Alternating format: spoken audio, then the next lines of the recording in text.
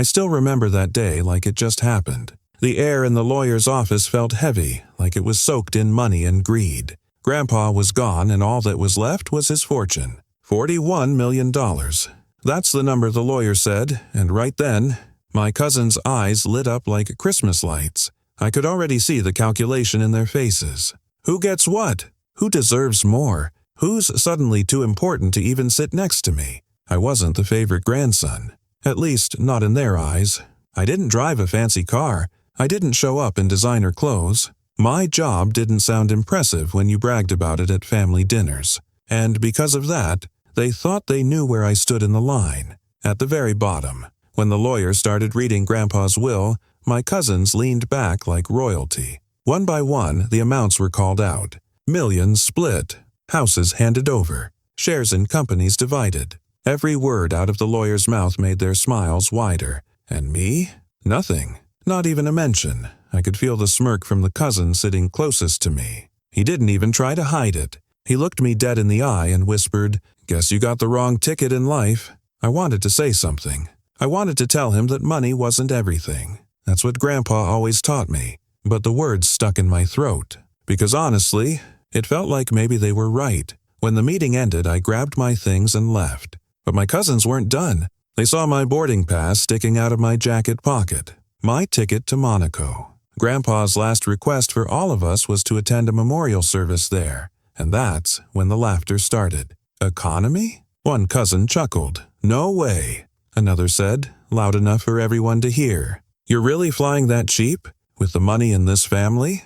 Guess someone's not cut out for luxury." A third added, shaking his head. It was like a pack of hyenas. They circled me with words sharper than knives, and maybe it wouldn't have stung so much if Grandpa hadn't always said one thing: respect is worth more than money. But in that moment, surrounded by their sneers, I didn't feel respected. I felt humiliated, so I stayed quiet. I let them laugh. I let them think they'd won. But deep down, something inside me whispered, "Wait, just wait. They don't know what's waiting for them in Monaco." And let me tell you, when the truth came out, when Grandpa's final twist was revealed, their laughter didn't just stop. It shattered. Grandpa wasn't just rich. He was old money rich. The kind of wealth people whispered about. The kind of fortune that didn't come from lottery tickets or overnight success, but from decades of sweat, grit, and deals that shaped entire industries. He built his empire from the ground up. Real estate, shipping, even a slice of the oil business. Everywhere you looked, there was a piece of him. His name on buildings, plaques, foundations, and hospitals. In our city, Grandpa wasn't just a man. He was an institution, and with that power came a family. A big one. Too big. Cousins I barely knew. Aunts and uncles who fought at every holiday table. Everyone had an opinion. Everyone wanted a piece of him. But Grandpa? He was sharp. He could see straight through people. He had this way of sitting back in his leather chair, puffing on one of his expensive cigars, and watching everyone scramble for his approval. He didn't speak much. He didn't need to. A single look from him told you if you passed or failed. I was different from my cousins. I didn't dress the part. I didn't beg for attention. I didn't pretend to love polo matches or talk about stocks I didn't understand. And maybe that's why Grandpa liked me in his own quiet way. He never spoiled me, never gave me handouts, but when we were alone, he'd drop pieces of advice that stuck to me like glue. Money doesn't change people. It only shows you who they really are. I didn't fully get it at the time, but I was about to. Growing up in that family was like being trapped inside a competition you never signed up for. Every cousin was desperate to outshine the other. New cars parked outside Grandpa's estate just to be noticed. Designer suits at Sunday dinners. Fake smiles, loud laughs, backhanded compliments. You could feel the envy at the table, hanging in the air thicker than Grandpa's cigar smoke. And the thing is, Grandpa fed it sometimes. He tested people. He'd ask one cousin about their new business only to poke holes in it. He'd compliment another's career but then ask why their debt was higher than their savings. It was like he was always pulling strings, trying to see who was honest and who was just pretending. I never knew if it was cruel or genius. Maybe both. But underneath it all, there was love. He adored family gatherings even with the drama. He believed in keeping everyone close even if they secretly hated each other. And at the center of it, he played the role of the king. The man everyone wanted to impress. When Grandpa got sick, everything changed. Suddenly, all the cousins who used to be too busy for family dinners started showing up again. They brought flowers, fake smiles, and empty promises. They hovered around his hospital bed like vultures circling above.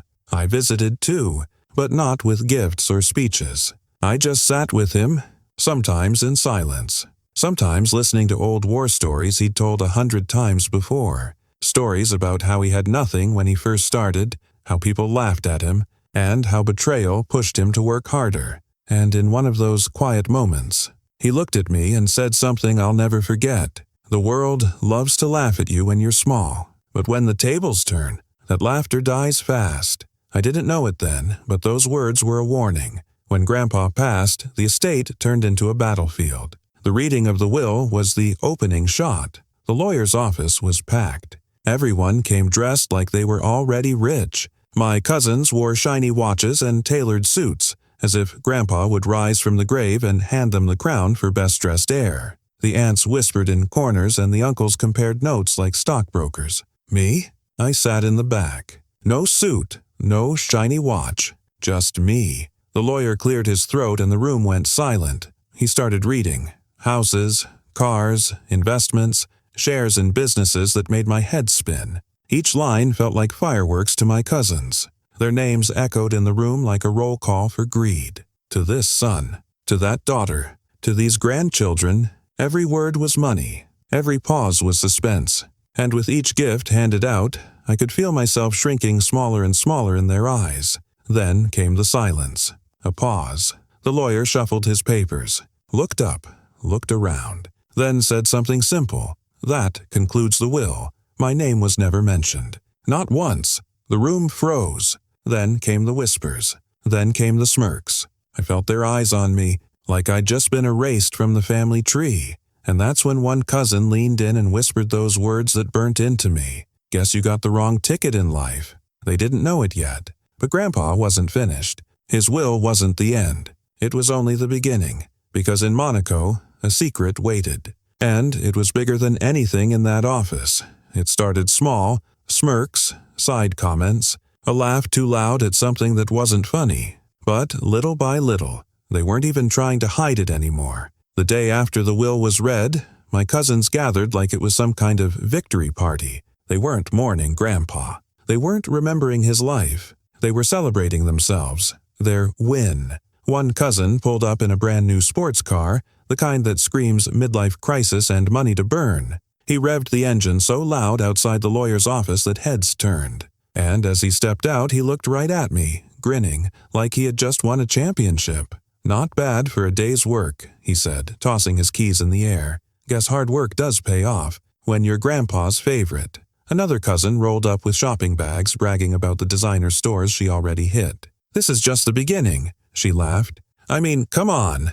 It's free money. Why wait to enjoy it?" They weren't even trying to hide the greed anymore. It was out in the open, dripping off every word.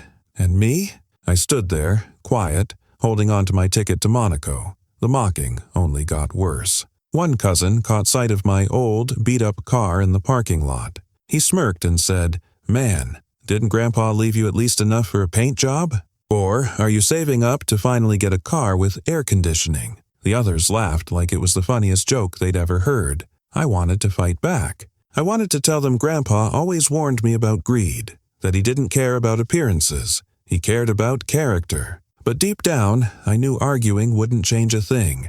They didn't respect me, and they didn't respect Grandpa's values either. To them, money wasn't a blessing. It was a weapon, a crown, proof that they were better. A few days later, the family gathered again. This time, it wasn't about Grandpa's memory. It was about showing off.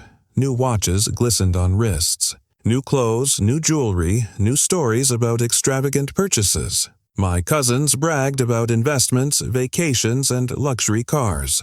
It was like a contest of who could spend Grandpa's money faster. And right in the middle of it, one cousin raised his glass and said loud enough for everyone to hear, "To Grandpa, who finally gave us what we deserved." The room erupted in laughter and clinking glasses. Everyone but me. I froze, because those words weren't just greedy. They were cruel. They erased the man who worked his whole life to earn that fortune and reduced him to nothing more than a bank account. I could feel my hands clench under the table. My jaw tightened. But I stayed silent. And then came the ticket. It was just a slip of paper sticking out of my jacket pocket. But when my cousin spotted it, it was like he'd just found treasure. "What's this?" he said, pulling it out before I could stop him. "A plane ticket." He looked at it, read the seat number, and then burst out laughing. "Economy? You're flying economy?" The room went dead quiet for a second, and then the laughter exploded. One cousin nearly spat out his drink. Another clutched his chest like he couldn't believe it. They circled me with their words, jabbing, mocking, and throwing insults like daggers. "Couldn't even spring for business class? Grandpa must have known you weren't cut out for luxury. Better pack your own snacks, you know they charge for everything back there." Their laughter echoed in my ears long after it stopped, and for the first time, I felt truly alone. But here's the thing about humiliation. It burns, it digs deep, it leaves a scar, but it also plants something else, resolve. As they laughed, I thought about Grandpa. I thought about the quiet talks, the lessons, and the way he always tested people to see their true nature. And I wondered, was this part of his plan? Was this why he hadn't left me a single dime in the will? Because maybe, just maybe, Grandpa wasn't done teaching lessons. I tucked the ticket back into my pocket, looked each cousin in the eye, and smiled. Not because I wasn't hurt. Not because I didn't feel the sting of their betrayal. But because I knew something they didn't. This trip to Monaco. It wasn't just a memorial.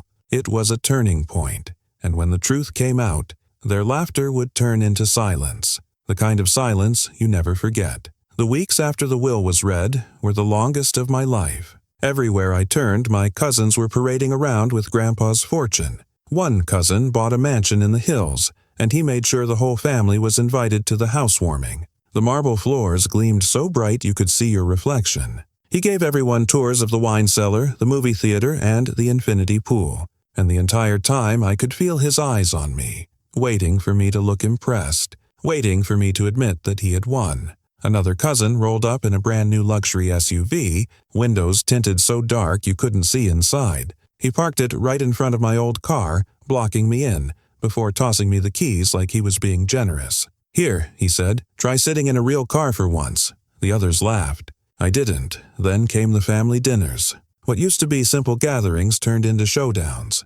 The table wasn't filled with Grandpa's old home-cooked meals anymore. No, it was catered. Chefs flown in from out of state, dishes with names I couldn't even pronounce, and at the head of the table sat my cousins, bragging about their purchases, their investments, and their luxury trips. They spoke in numbers now, millions, thousands, interest rates, properties, deals, and whenever I tried to join in, whenever I tried to share a story about Grandpa or something that actually mattered, they cut me off with smirks. "Cute," one cousin said once, swirling his glass of imported wine. "But let the grown-ups talk about real things." The others laughed. Again. I laughed too, but not because it was funny. I laughed to hide the sting. The humiliation didn't stop at words. One day, they planned a family trip. Not to honor Grandpa, not to spend time together, but to show off. They booked a private jet, all business-class seats with champagne flowing. And me? They didn't even bother asking if I was coming. Instead, one cousin leaned over at dinner, waved his phone in my face, and said, "Don't worry, we'll send you a postcard. Maybe they'll even let you ride in the luggage compartment." The table erupted again. I didn't say a word. I just gripped my fork so tight my knuckles turned white. But the worst betrayal wasn't the jokes. It wasn't the flashy cars or the expensive houses. It was how they spoke about Grandpa. One night, as the wine flowed and the laughter grew louder, I heard one of them say it. The words that made my stomach twist. "Can you believe the old man actually thought we cared about his stupid lessons? Please, all we wanted was the money. And now, we've got it." The room burst into laughter. My cousins clinked glasses, celebrating greed as if it were some kind of victory. And in that moment, I realized something chilling. They weren't just mocking me. They were mocking Grandpa, the man who built everything, the man who sacrificed, who gave them every advantage. To them, he wasn't family anymore. He was just a paycheck. And that broke something inside me. After that night, the distance between us grew like a canyon. I stopped trying to talk. I stopped trying to fit in. Whenever they looked at me, I could see it in their eyes. I was less. A failure. A shadow. They called me names when they thought I couldn't hear. The broke cousin. The forgotten one. The economy seat. That last one stung the most.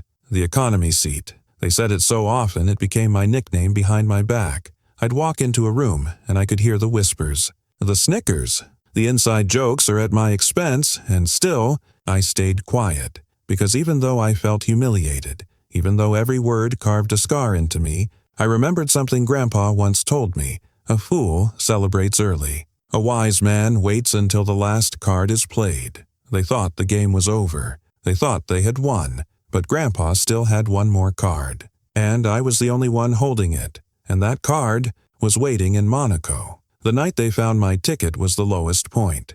It had slipped out of my jacket pocket while I reached for my wallet. Just a simple printed piece of paper.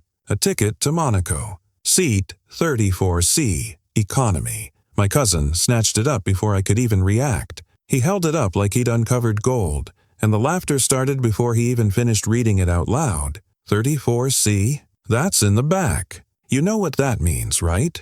He'll be the last one off the plane. That's where they stick the nobodies. The others piled on instantly. Better bring your own peanuts. Don't forget to stretch. Those seats are tiny. Imagine Grandpa looking down and seeing this. The shame. The sound of their laughter hit me harder than any punch could. I felt my face burn, my stomach twist, and my hands shake. I wanted to disappear. Right then, right there, but instead, I smiled. Not because I wasn't hurt. I was, more than I'd ever admit. But because in that moment I heard Grandpa's voice in my head. The world loves to laugh at you when you're small. But when the tables turn, that laughter dies fast, so I let them laugh. I folded the ticket back into my pocket, sat quietly, and stared at the floor until the noise faded. But deep down, something had shifted. They didn't know it yet. But this cheap ticket they mocked me for? It wasn't my downfall. It was my doorway. That night when I got home, I couldn't sleep. I laid the ticket flat on my desk, staring at it like it held answers. Monaco. Why Monaco? Grandpa had been specific. His will ended with a request. No, a demand. Every family member was to attend a memorial service in Monaco. No excuses. No exceptions. I thought about that for hours. Why Monaco? He had no house there, no obvious business. No family ties that I knew of, unless... I went through the few things of his I still had. An old leather journal he'd given me when I was younger. Some of his letters. A couple of books he used to keep by his bedside. And tucked inside one of those books, one I'd flipped through a dozen times before but never carefully, was something I hadn't noticed. An envelope. Yellowed, sealed, with my name on it. My hands shook as I opened it. Inside was a single note. Short, precise, in Grandpa's unmistakable handwriting. Don't let their laughter fool you. Your seat may be in the back, but the front is waiting for you in Monaco. Trust me, I read it 3 times. Then again, my chest tightened.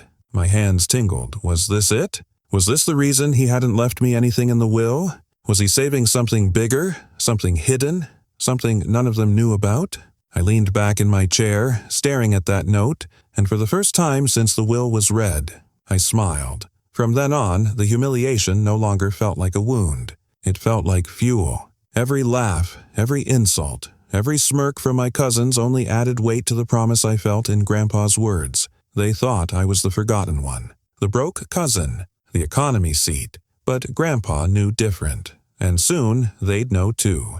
Monaco wasn't just a memorial. It was a stage, and on that stage, the truth would be revealed. The laughter would stop, and revenge, quiet, patient, poetic, would finally begin. The airport was chaos. Flashing cameras, designer luggage, loud voices. My cousins moved through the terminal like celebrities, their designer suits and first-class tickets flashing in every hand. One cousin waved his boarding pass at me like a trophy. First row, champagne waiting, legroom for days. Where's your seat again? Row 30-something, wasn't it? The others laughed. I didn't answer. I just slipped past them, clutching my economy ticket like it was worth more than all of theirs combined. Because to me, it was. On the plane, the divide was clearer than ever. Up front, I could hear their laughter through the curtain.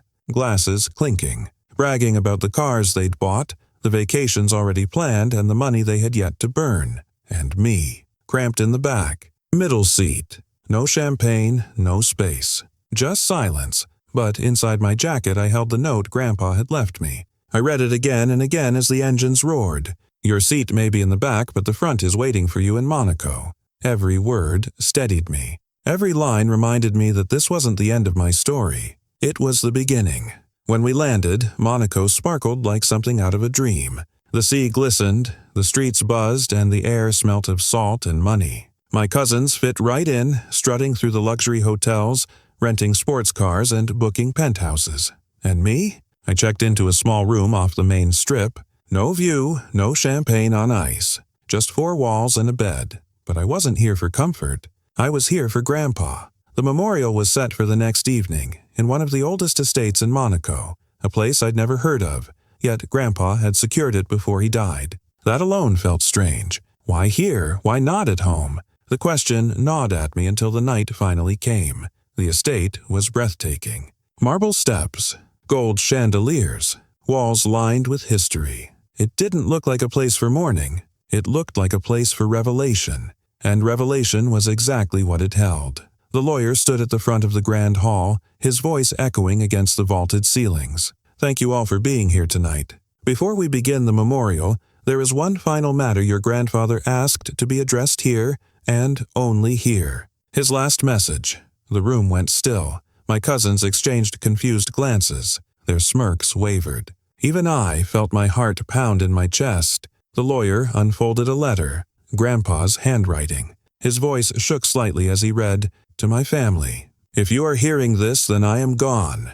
And by now, many of you have already revealed who you truly are. You believe my fortune was a reward, but wealth is never a reward. It is a test, and only one of you has ever passed it." Gasps rippled across the hall. The lawyer continued, "I left most of my fortune in plain sight, knowing greed would devour it. But the truth, the real legacy, is here in Monaco, and it does not belong to those who mocked, belittled, or betrayed. It belongs to the one who understood respect, to the one who stayed humble, to the one who was willing to sit at the back, because he knew character always leads to the front." I felt my chest tighten, my throat closed. Could this really be happening? My cousins looked around, panic flashing in their eyes. Some were red with anger, others pale with shock. And then, all at once, their heads turned to me. The lawyer's voice rang out. "The true inheritance, the final part of your grandfather's estate, the businesses, the overseas accounts, the legacy funds, is not yours. They belong to him." He pointed at me. The hall erupted. My cousins shouted. They demanded answers. They argued, cursed, and pleaded. But none of it mattered. Grandpa had made his choice long before the will was ever read. I stood there, frozen, as the weight of his words sank in. Me, the forgotten one. The economy seat. The joke at every dinner table. Grandpa had seen through it all. He had left the real fortune. The biggest piece, not to the loudest or the flashiest, but to the quiet one. The one who carried his lessons, and just like that, everything changed. That night, as I walked out of the estate, the streets of Monaco felt different. The air was lighter. The sea is brighter. My cousins stood in the distance, still arguing, still bitter, their laughter gone. And for the first time in weeks, I felt peace.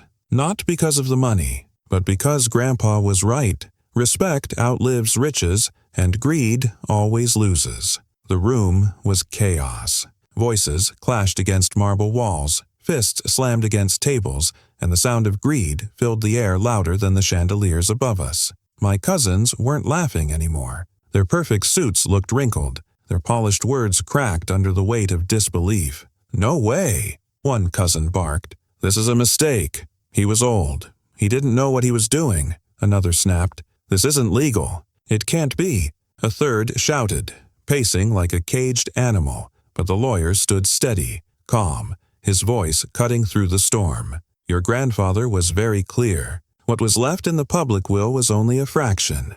The real estate, the international accounts, the hidden trusts, all of it was placed in a separate estate, locked under his name in Monaco. And it was to be given to one person only, the one he believed carried his true values. He paused, letting the silence stab through the noise. And that person is him. His hand pointed to me again. The hall froze. My cousin's eyes turned to me, sharp as daggers. Some were wide with shock, others narrow with fury. And me? I didn't move. My heart pounded, my palms sweated, but I stood there, grounded in Grandpa's words, in the lessons he'd whispered to me when no one else was listening. The lawyer unfolded another letter, thicker this time, sealed with Grandpa's signature. Your grandfather wrote this as his final message to be read tonight. Every word is his. The paper crinkled as he began. To my family, I watched you all grow, laugh, argue, and fight. I gave you comfort. I gave you shelter, and I gave you chances.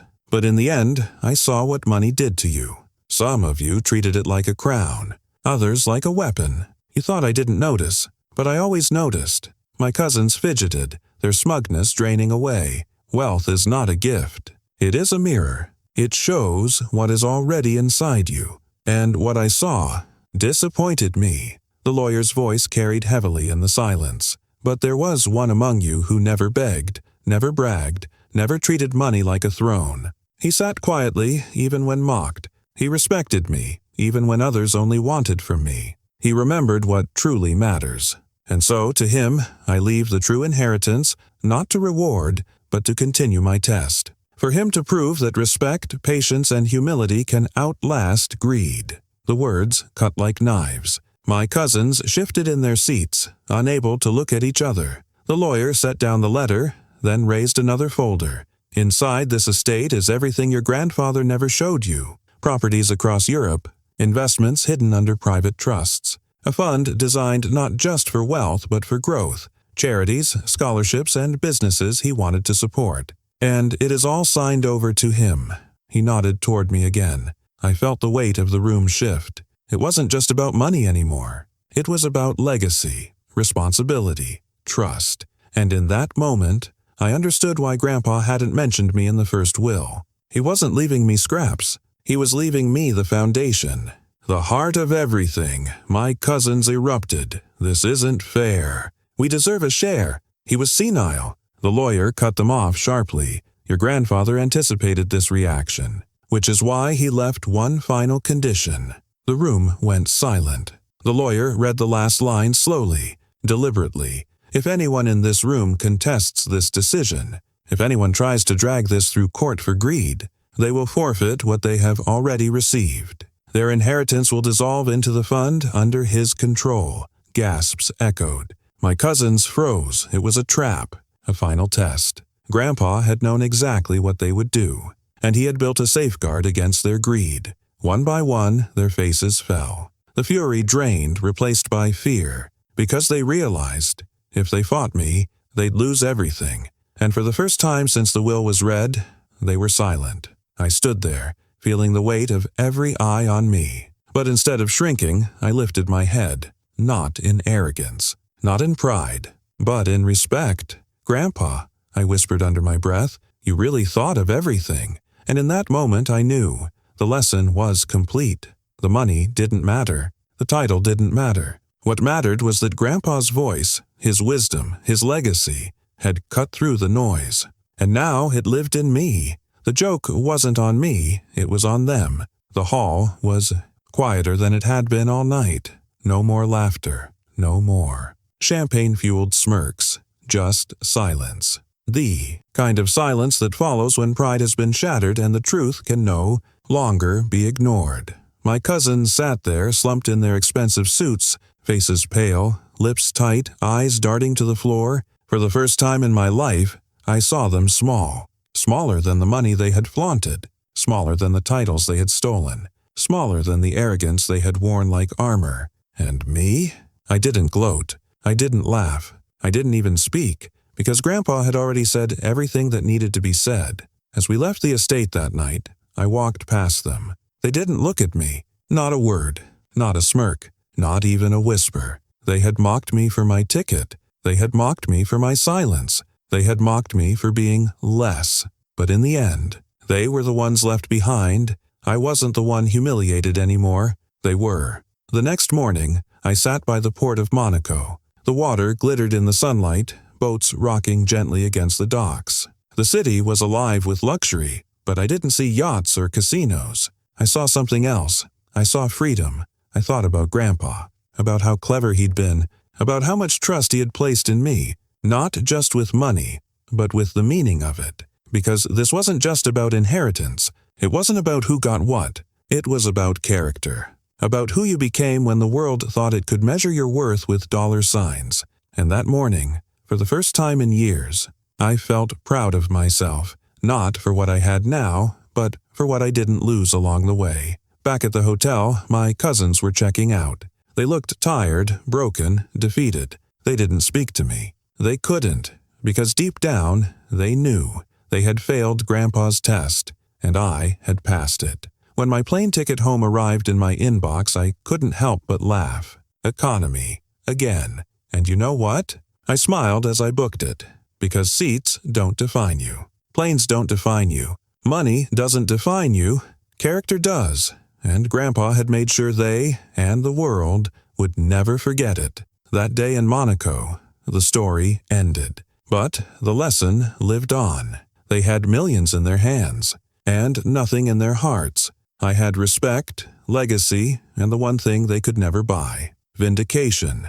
I used to think inheritance was about numbers, about bank accounts, houses, and cars, about who got the biggest slice of the pie. But standing there in Monaco with Grandpa's words still echoing in my chest, I realized inheritance is never about what you hold in your hands. It's about what you carry in your heart. Money reveals people. It magnifies what's already inside them.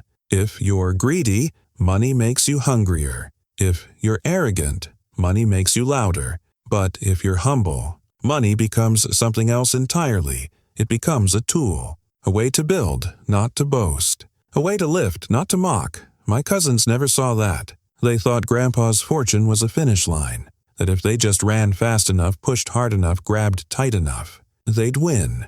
But they didn't realize wealth was never the prize. It was the test, and they failed it the moment they laughed at me for sitting in economy. Grandpa always said respect was the only currency that never loses value, and he was right, because the truth is, money can vanish, businesses can collapse, houses can burn, cars can rust, but respect, integrity, humility, those outlast everything. They are the real inheritance. So when people ask me how it felt to be the one Grandpa chose, I tell them this: it didn't feel like winning.